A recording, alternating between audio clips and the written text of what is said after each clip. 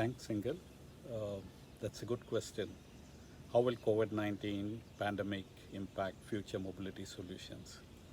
The world is definitely going to change. It's no longer going to be the world that we are used to. Pollution is something that we are all going to be concerned with. And the mobility solutions that are going to come out in the market are going to now cater to this new world order that we are all going to live in. Pollution-free mobility, I think, would be of prime importance to all citizens, governments, and companies will be forced to move away from fossil fuel polluting vehicles to renewable energy and clean vehicles. Personal mobility devices, I think, will grow.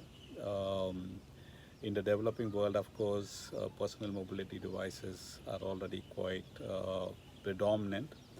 But in the developed world, there is also going to be a lot of movement from public transport to personal mobility devices. Electric, shared personal mobility devices, especially for last mile transportation, might become more predominant.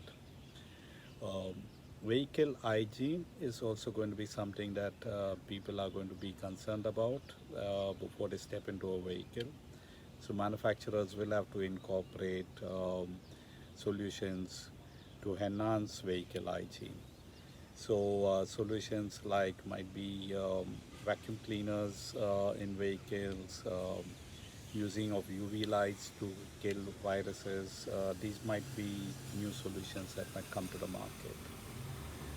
Autonomous vehicles will also accelerate in their deployment because then you don't need to be concerned about the driver who's driving the vehicle for you. So driverless vehicles is going to make its presence felt, not just in movement of people, but also movement of goods. And I think the uptake for autonomous vehicles for goods transport might be much quicker than even for passenger transport. Um, Other solutions that would come into play would be drones that would also be used for delivery. Um, there has been a lot of work going on, behind the scenes, but I think legislation and enabling environments will also be created so that goods can be transported using drones. So that would do away with people having to go and deliver goods door to door.